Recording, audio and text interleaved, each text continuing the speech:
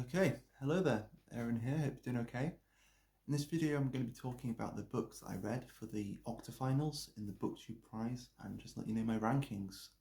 So I submitted my rankings probably about a week ago now, but I'm only just getting around to making this video about my rankings. If you wanted to know what books I was reading and get my general impressions, then the video I made about that will be in the description.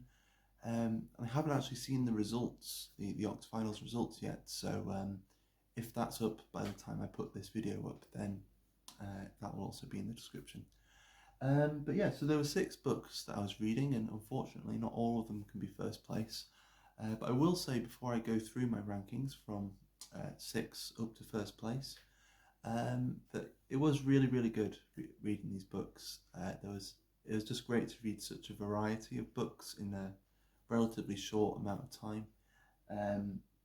So yeah, I had a blast with them, but I think I want to get to a few of my own reading goals and stuff, so I'm probably not going to go ahead with the next round. But if you think it sounds fun to do this and you want to do it next year, then I'd give it a thumbs up. It's really fun. So yeah, let's get into the rankings. So in 6th place is The Country of Others by Leila Slimani. This is translated by Sam Taylor, and it's essentially the story of a woman who moves to Morocco. So she's a French woman who's married a Moroccan man, and after World War II they're going out to Morocco and making a life for themselves. So it's a great backdrop for a story, as Morocco is moving towards independence. So there's lots of sort of tension and turmoil sort of going on in the country and in the background of the story. And really the only reason that it came here was mainly just due to the writing, because the story itself and where it goes I thought was really good. But the writing just felt a little too rushed for me, a little too much like it was trying to, almost like a paraphrase of the novel rather than the novel itself. Otherwise it's a good book, I'd still say that if it sounds like something you'd enjoy from the sort of rough sort of synopsis, still pick it up. It's still worth the read. Then in 5th place is the Membranes by Jital Wei. And this was really much more than what I was expecting. I was expecting it to be some kind of about our character meeting their mother and there being something unresolved, and then our main character then works out that there's something about themselves that's new, and maybe they feel that they need to make some changes in their life or something like that. That's what I was expecting. Instead, it's a lot darker than that and much stranger. I think if you're into like William Gibson and sort of that sort of stuff, you might actually find this quite interesting if you haven't read this yet. And I should say this is translated by Ari Larissa Heinrich. Heinrich, I should say. I always say that name wrong. Heinrich. But yeah, and again, the main reason that it's not any higher is it just felt like it was a little repetitive, that there were these, every now and then a paragraph that was summing things up just a little too much, and I felt like as a reader I could make the connections without the author sort of hammering it home.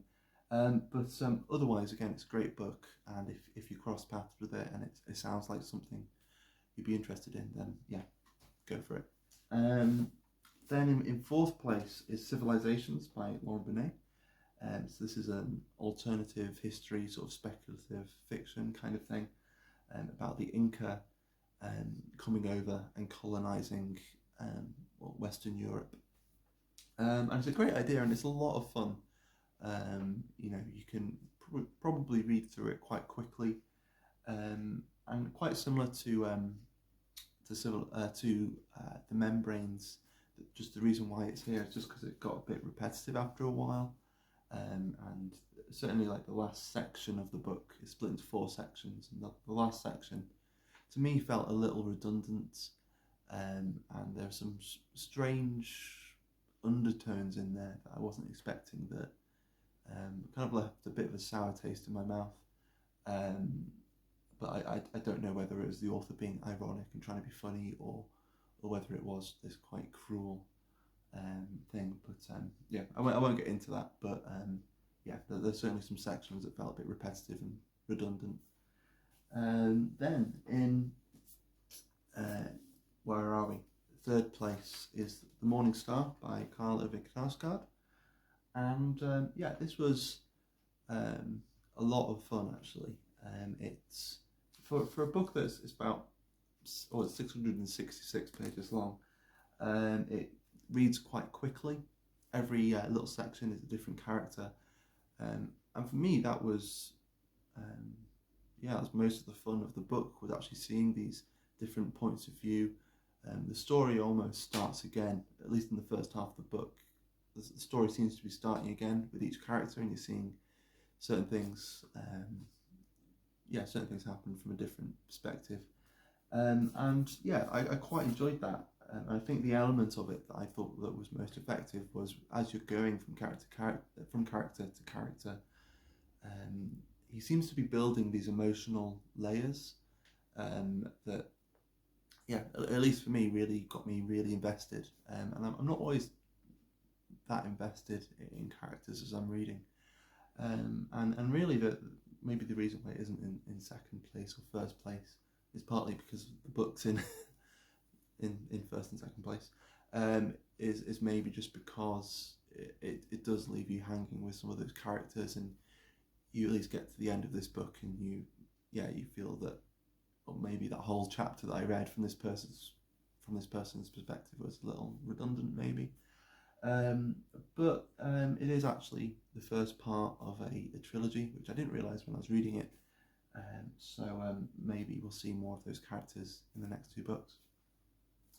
Then in second place is Chasing Homer by Laszlo Krasznahorkai, and this is a kind of absurdist, existential book about this character who's on the run, and the reason they're on the run is that they believe that there are these assassins on their trail, and they're certainly going to catch them and torture them and kill them.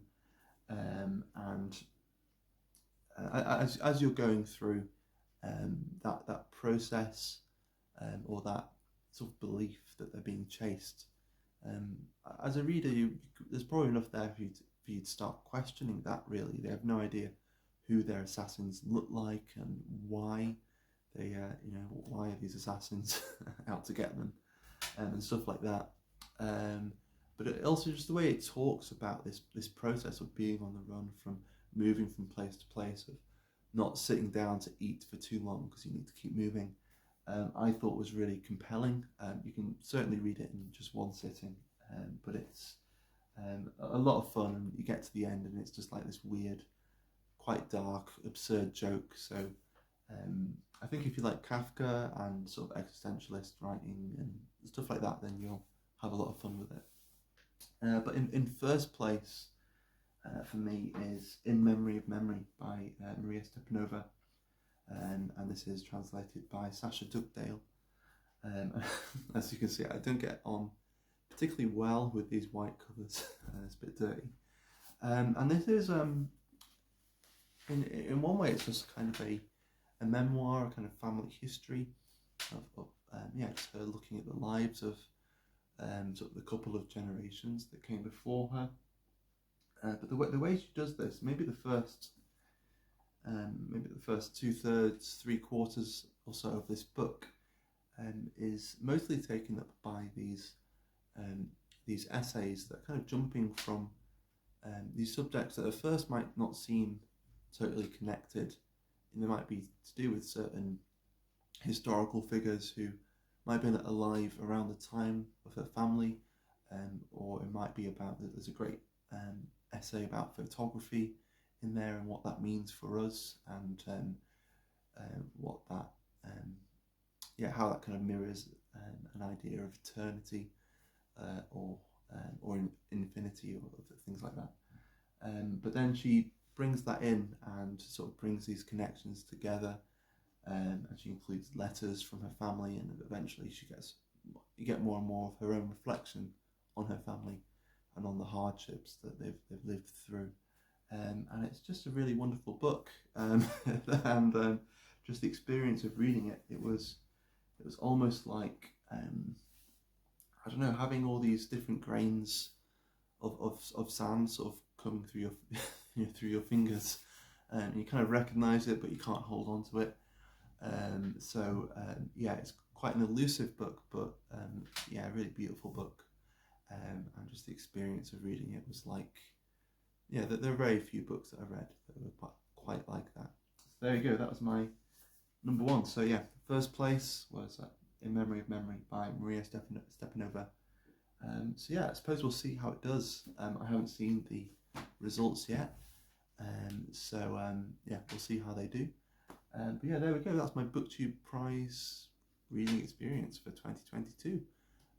As I said, I probably won't carry on with any more this year. But yeah, I think I might do it again next year because it's been a lot of fun. But yeah, there we go. That's everything. So hope you're doing well, and I'll see you again soon. Bye.